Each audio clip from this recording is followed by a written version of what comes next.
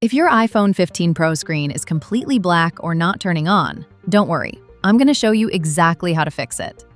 On my hand, this is an iPhone 15 Pro, and this video will show you how to fix the iPhone 15 Pro black screen issue step by step. Sometimes the screen goes black or the phone feels dead because it hasn't been used for a while, or due to some specific reason like battery drain or a system glitch. So let's start with the first and easiest fix. First, connect your iPhone to a charger and leave it for at least 20 to 30 minutes. Yes, don't rush it. Sometimes the battery is completely drained, and it needs a bit of time before it responds. Now, if your phone is still not charging, check the charging port. Dust or debris inside the port can block proper charging. So gently clean the charging port and try plugging the cable again. Okay, if this still doesn't work, now we move to the main fix, which is force restart. Here's how you do it. Press and quickly release the volume up button.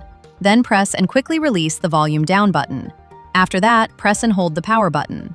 Keep holding it until you see the Apple logo appear on the screen.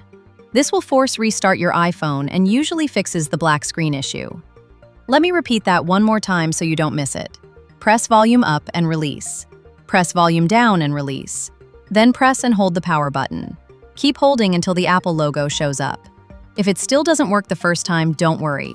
Try this force restart process 2 to 3 times. Sometimes it takes a couple of attempts to bring the phone back.